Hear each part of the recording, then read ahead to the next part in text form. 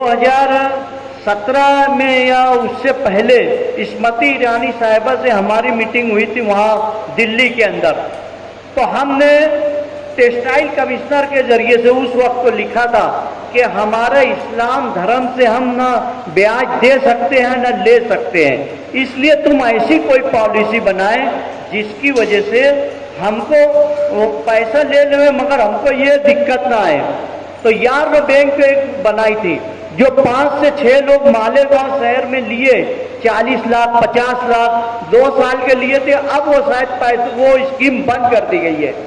अगर हम ये चाहते हैं कि मालेगांव शहर में अच्छे से अच्छा डेवलपमेंट हो, सडन लेस लूम लगे, तो आप कुछ ऐसी पॉलिसी बनाइए जो आपकी कीमत लगा दे कि भाई ये 35,000 का जो लूम है या 1 लाख का जो तुम्हारा लूम है, ये 1,25,000 का लूम आपको दिया जाएगा।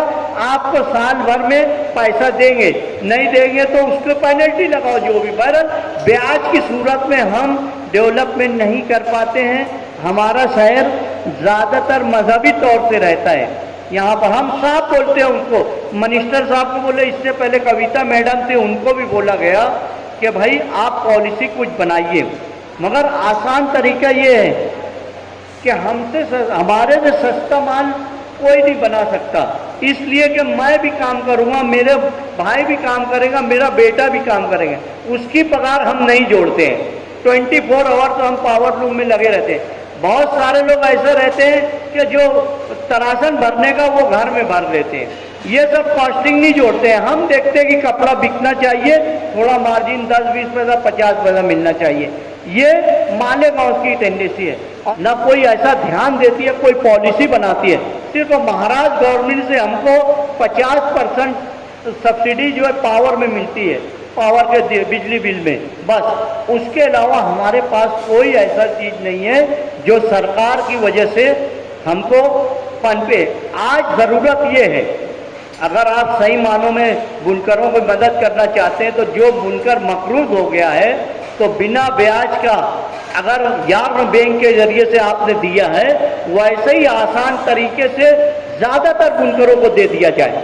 देखिए, अगर पावर लूम चलेगा तो इनडायरेक्ट शेतकरी को फायदा होगा, क्योंकि कपास यहाँ कॉटन का 70% पावर लूम कॉटन का चलता है। यहाँ पर रंगीन साड़ी चलती है, लुंगी चलती है, और पापलिन का कपड़ा केमरिक का जो कॉटन का रहता है वही चलता है।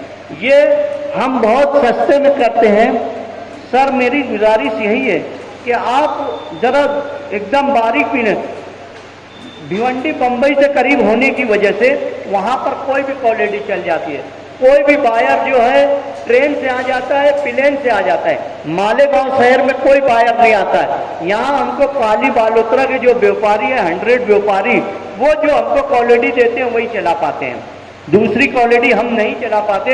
अगर हमको दूसरा सेंटर मिल गया, दिल्ली का मिल गया और कहीं का मिल गया, कलकत्ता का भी हमारा सेंटर है, मगर वो जो क्वालिटी है, जैसे आपको एक न्यूज़ है कि कुर्ता बना के बेच रहे हैं, NDTV की न्यूज़ है कि भाई कुर्ता जो यहाँ से एक्सपोर्ट कर रहे हैं गवर्नमेंट लोग, वो $8.5 में दे रहे हैं, और वही बांग्लादेश 6.25 इतने डॉलर में दे रहे हैं। अब $2 का डिफरेंस हो तो पहले बांग्लादेश का कपड़ा लिया जाएगा, हिंदुस्तान का कपड़ा नहीं लिया जाएगा। इसीलिए सरकार अगर पॉलिसी बनाई, जब हम कुछ न कुछ तरक्की कर सकते हैं, और हमको अगर आसान किस्तों से sudden less loan, repair room, जो कुछ भी आप इस शहर को देना चाहते हैं, तो हम इंशाअल्लाह ताला इस शहर में आने वाले वक्तों में जितने भी सेंटर है, जैसे इच्चलकरंजी और भिवंडी, उससे ज़्यादा अच्छा और सस्ता कपड़ा तैयार कर सकते हैं, ऐसी हमारी उम्मीद है। और तुमसे गुजारिश ही है, आखिर में तो आप लोग का बहुत शुक्रिया अदा करूँगा कि आप लोग ने इतने छोटे से शहर में आकर हमारी हौसला अफजाई के लिए ये मीटिंग तय की।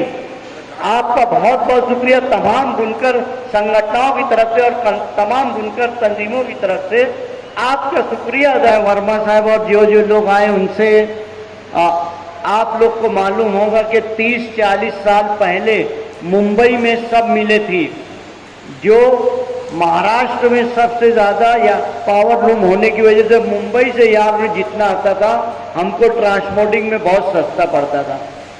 अगर उस वक्त तो ऐसा था 30 साल पहले कि बलिया बहेड़ी यूपी के अगर टिकट आ जाए मालेगांव शहर में तो 10-10 रुपया किलो कम हो जाता था यार्नों, इतनी मंदी आ जाती थी। मगर आज सिचुएशन ये है कि पी चिदम्बरम साहब ने तमिलनाडु कर्नाटक में अच्छी मिलें लगा ली है, गुजरात में अच्छी मिलें हो गई है और मुंबई के करीब भिवंडी, मालेगांव, इच्चलकरंजी के करीब तो कई मिले हैं, मगर मालेगांव शहर के आसपास कोई स्पिलिंग मिले नहीं है। मराठवाड़ा से पूरी कपास गुजरात और तमिलनाडु जाती है। यहाँ का जाने का खर्चा और वहाँ से सूत आने का खर्चो, ये कॉस्टिंग हमारे ऊपर बढ़ जाती है।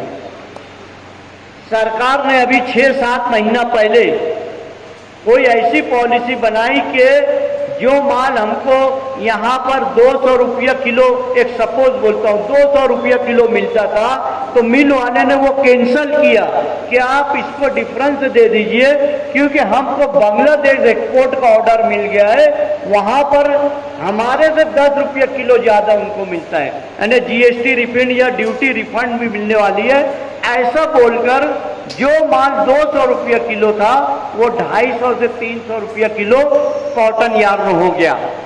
अब पूरे देश में लॉकडाउन है, कोई कपड़ा खरीद नहीं रहा है। जो कपड़ा हम 10 रुपया बनाते थे तो 12 रुपये में कौन लेगा।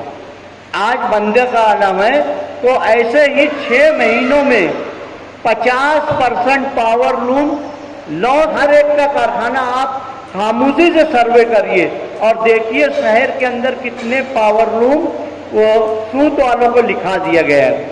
अगर आप कोई पॉलिसी बनाते हैं, पहले यहाँ पर एक फेडरेशन था, पावर लूम फेडरेशन, जिसके जरिए से हमको 2 रुपया किलो सूत सस्ता मिलता था, यानी गवर्नमेंट की पॉलिसी में वहाँ सूत आता था।